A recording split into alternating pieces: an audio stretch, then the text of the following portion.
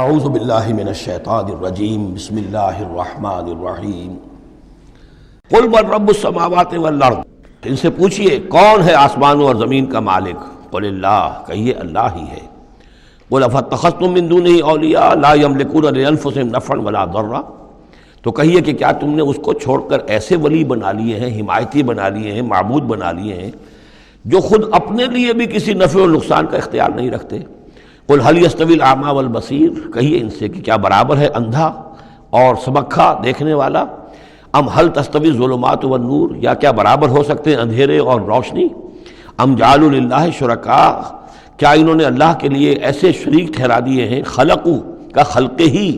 جنہوں نے اللہ کی طرح کی تخلیق کی ہے۔ فتشابہ الخلق علیہم، تو یہ جو خلق ہے ان پر متشابہ ہو گئی ہے کہ کون سی تخلیق اللہ کی مانے، کون سی تخلیق کسی اور کی مانے، جبکہ وہ مانتے تھے کہ تخلیق کل کی کل اللہ کی ہے۔ ام جعلوا للہ شرکاء خلقوا كخلقہ فتشابہ الخلق علیہم قل اللہ خالق کل شیء، کہہ دیجئے کہ اللہ تعالیٰ ہی ہے خالق ہر شے کا، وہو الواحد القہار، اور وہ ہے اکیلا، تنہا اور چھایا ہوا زبردست۔ انزل من السماء ماء فسالت اودیۃ، اس نے آسمان سے پانی برساتا ہے، بارش برساتا ہے تو پھر تمام وادیاں بہنے لگتی ہیں، کیونکہ اکثر و بیشتر علاقہ جس میں قرآن نازل ہوا میں نے آپ کو بتایا وہ حجاز کا تھا۔ حجاز میں پہاڑی سلسلے ہوتے ہیں، جب بارش ہوئی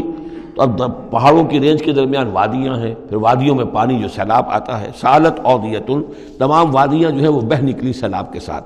بے قدرہا، اپنی اپنی وسعت کے مطابق۔ کسی وادی کا کیچمنٹ ایریا زیادہ ہے تو زیادہ زوردار سیلاب آ جائے گا، کسی کا تھوڑا ہے کیچمنٹ ایریا، تھوڑا سیلاب آئے گا۔ فاحتمل السیل زبدا رابیہ، اور جب یہ سیلاب آتا ہے تو وہ اپنے اوپر ایک جھاگ سا اٹھا لیتا ہے، وہ جھاگ اوپر اٹھ رہا ہے، جھاگ جو ہے نظر آ رہا ہے بہت کچھ، حالانکہ ہے وہ جھاگ، اس کی کوئی حقیقت نہیں۔ وَمِمَّا يُوقِدُونَ عَلَيْهِ فِي النَّارِ ابْتِغَاءَ حِلْيَةٍ أَوْ مَتَاعٍ زَبَدٌ مِثْلُهُ، اور یہ جب آگ پر تپاتے ہیں دھاتوں وغیرہ کو کہ وہ زیور بنانے کے لیے یا کوئی اور ساز و سامان بنانے کے لیے، تو جب آگ کے اوپر ان کو تپایا جاتا ہے تو وہاں بھی اس کے اوپر بھی جھاگ پیدا ہو جاتا ہے اسی طریقے کا۔ کذالک یضرب اللہ الحق والباطل، اسی طرح اللہ تعالیٰ حق و باطل کو ٹکراتا ہے۔ اس کے دو ترجمے کیے گئے ہیں، اس طرح اللہ تعالیٰ حق و باطل کو ٹکراتا ہے، یا اسی طرح اللہ تعالیٰ حق اور باطل کی مثال بیان کرتا ہے۔ فاما الزبد فیذهب جفاء، تو یہ جو اوپر کا ہوتا ہے جھاگ وہ تو پھر خشک ہو جاتا ہے، ختم ہو جاتا ہے، اس کی کوئی حقیقت نہیں ہوتی۔ واما ما ينفع الناس فيمكث في الارض،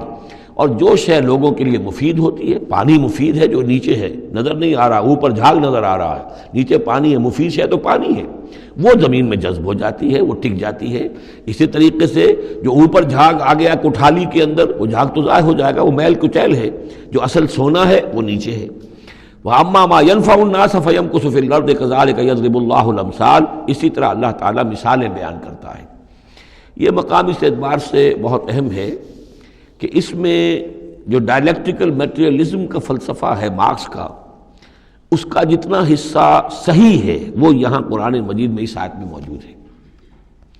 یہ جتنے بھی نظریات ہیں جدید دور کے، ان میں سے کوئی بھی ایسا نہیں ہے کہ جو 100% غلط ہو، چاہے ڈاروین کا نظریہ ہو اور چاہے وہ فرائیڈ کے نظریات ہوں، چاہے مارکس کے نظریات ہوں، اس میں گڈمٹ ہے غلط اور صحیح۔ تو جہاں تک ڈائلیکٹیکل میٹریلزم کا یہ فلسفہ ہے کہ ایک شے کسی معاشرے میں پیدا ہوتی ہے، وہ دعویٰ بن جاتی ہے، تھیسس، اس کا پھر ایک رد عمل پیدا ہوتا ہے، اینٹی تھیسس، پھر یہ تھیسس اور اینٹی تھیسس ٹکراتے ہیں، ان کے ٹکرانے سے پھر ایک نئی شکل پیدا ہوتی ہے، وہ اب سنتھسس ہے، ایک بہتر شکل وجود میں آ جائے گی۔ لیکن یہ سنتھسس بھی کامل نہیں ہے، اس کے اندر بھی کوئی نقص ہے، لہذا پھر اب یہ سنتھسس بن جائے گا، اس کے ہی کوکھ سے ایک اینٹی تھیسس جو پھر جنم لے لے گا، پھر یہ سنتھسس اینٹی تھیسس ٹکرائیں گے، پھر سنتھسس ہوگا، اس طرح درجہ بدرجہ چیز جو ہے آگے بڑھتی جا رہی ہے۔ اس تصادم میں جو شے لوگوں کے لیے، انسانوں کے لیے مفید ہوتی ہے وہ باقی رہتی ہے، اور جو شے مفید نہیں ہوتی وہ ختم ہو جاتی ہے۔ یہ پوری تھیوری ہے، لیکن چونکہ اس میں سارا معاملہ ہے مادے کا،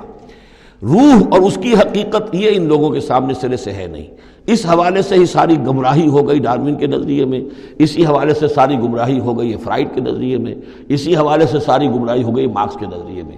لیکن یہاں بھی دیکھیے جیسے کہ سورہ انبیاء کی آیت نمبر 18 میں آیا ہے، بل نقذف بالحق علی الباطل فیدمغہ، ہم دے مارتے ہیں حق کو باطل پر، تو باطل کا وہ بھیجا نکال دیتا ہے، فَإِذَا هُوَ زَاهِقٌ، اور باطل جو ہے پھر وہ غائب ہو جاتا ہے۔ تو باطل کی حیثیت یہ ہے۔ تو یہ ٹکراؤ جو ہے حق و باطل کا اور خیر و شر کا کشاکش جو ہے یہ ہو رہی ہے، تو اس میں بھی ایک حد تک بات صحیح ہے کہ تدریجاً پھر جو نسل انسانی ہے وہ تمدن کے ارتقاء کے مراحل وہ طے کر رہی ہے اور رفتہ رفتہ بہتری کی طرف آ رہی ہے، جس کو اقبال نے کہا ہے کہ ہر کجا بینی جہان رنگ و بو، کہ از خاکش بروید آرزو، یاد نور مصطفیٰ اورا بہاست، یا ہنوز اندر تلاش مصطفیٰ است۔ یہ جو سوشل ایولیوشن ہے یہ خود رفتہ رفتہ اب اسی راستے پر بڑھ رہا ہے جس راستے پر کہ محمد رسول اللہ صلی اللہ علیہ وسلم نے اب سے 1400 برس ایک ہی چھلانگ میں نوع انسانی کو پہنچا دیا تھا۔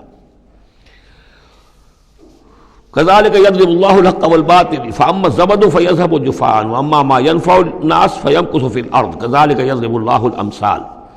للذين استجابوا لربهم الحسنى، جو لوگ اپنے رب کی دعوت پر لبیک کہتے ہیں، قبول کرتے ہیں اپنے رب کے احکام کو، ان کے لیے بھلائی ہے۔ والذین لم يستجیبوا له، اور جو لوگ اس کی پکار پر لبیک نہیں کہتے، لو ان لهم ما في الارض جميعا ومثله معه لافتدوا به، اگر ان کے پاس کل زمین میں جتنا ساز و سامان ہے، دولت ہے، وہ بھی ہو اور اتنا ہی اور بھی ہو، تو وہ سارا بھی وہ فدیے میں دینے کے لیے تیار ہو جائیں گے۔ اولئک لہم سوء الحساب، ان کے لیے یقیناً برا حساب ہے، یعنی حساب سے جو نتیجہ ان کے حق میں نکلنے والا ہے وہ بہت برا ہے۔ ومأواہم جہنم، ان کا ٹھکانہ جہنم ہے، وبئس المہاد، اور وہ بہت برا ٹھکانہ ہے۔ افمن یعلم انما انزل الیک من ربک الحق، کیا بھلا وہ شخص جو یہ جانتا ہے، جسے یقین ہے کہ اے نبی جو کچھ آپ پر آپ کے رب کی طرف سے نازل کیا گیا ہے وہ حق ہے، کمن ہو اعمیٰ، کیا اس جیسا ہو جائے گا جو اندھا ہے، جسے نظر نہیں آ رہا۔ انما یتذکر اولو الالباب، یقیناً سبق حاصل کرتے ہیں، نصیحت اخذ کرتے ہیں وہی جو عقل والے ہیں، ہوش مند ہیں۔ الذین یوفون بعہد اللہ، اب یہ وہ الفاظ آ رہے ہیں جو سورہ بقرہ میں ہم نے پڑھے ہیں،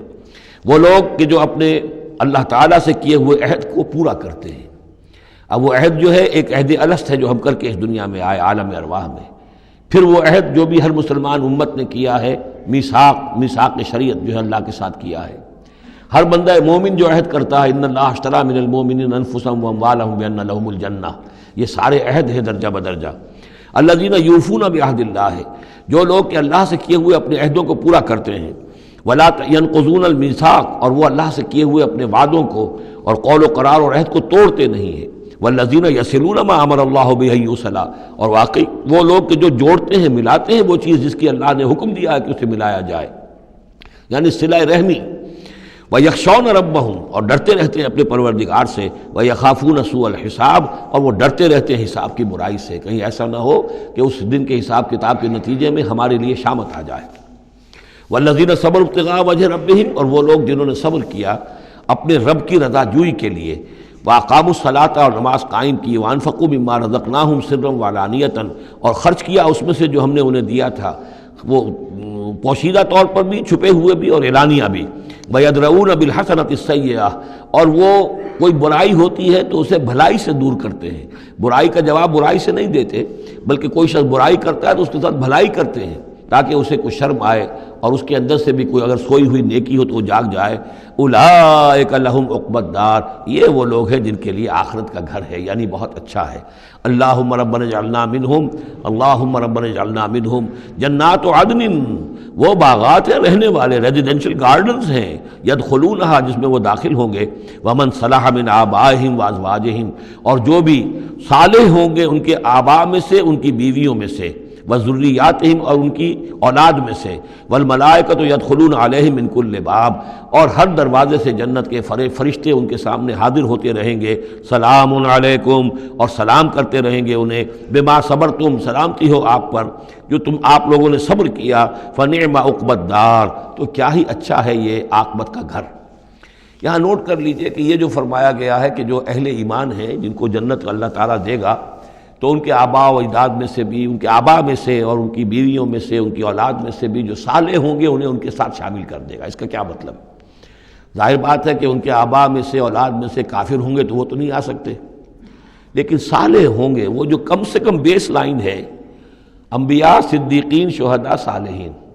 اس بیس لائن کے اوپر اگر ہیں تو ہو سکتا ہے کہ کسی شخص کا رتبہ تو ہے اونچا، بڑے اعلیٰ درجے کی جنت میں جا رہا ہے، اس کا والد جو ہے وہ اس درجے اونچی جنت کا مستحق تو نہیں ہے، لیکن بیس لائن اس نے بھی پاس کر رکھی ہے، وہ صالحین میں سے ہے، اللہ تعالیٰ ان کو بھی اٹھا کر اس کے ساتھ شامل کر دیں گے، تاکہ یہ گویا کہ ان کا اعزاز ہوگا۔ اولاد ہے، اولاد اس درجے کی تو نہیں ہے، لیکن یہ کہ بہرحال ہے وہ صالح، تو اس کا بھی درجہ اونچا کر دیا جائے گا۔ بیوی ہے، نیک ہے، صالح ہے، اگرچہ اس درجے کی نہیں تھی، اس کو بھی درجہ جو ہے اونچا کر کے اس کے ساتھ شامل کر دیا جائے گا۔ یہ گویا کہ اللہ تعالیٰ کی طرف سے قدر افزائی ہوگی اہل جنت میں سے جن کے درجات بلند ہوں گے، کہ ان کے ان قریبی رشتہ داروں میں سے جو صالح ہوں وہ جنتی، چاہے وہ کم درجے کے جنتی ہوں، ان کے درجوں کو بڑھا کر ان اونچے درجے والوں کے ساتھ شامل کر دیا جائے گا۔ یہ رعایت ہے۔ جنات عدن يدخلونها ومن صلح من آبائهم وازواجهم وذرياتهم والملائكة يدخلون عليهم من كل باب سلام عليكم بما صبرتم فنعم عقبى الدار۔ صدق اللہ العظیم۔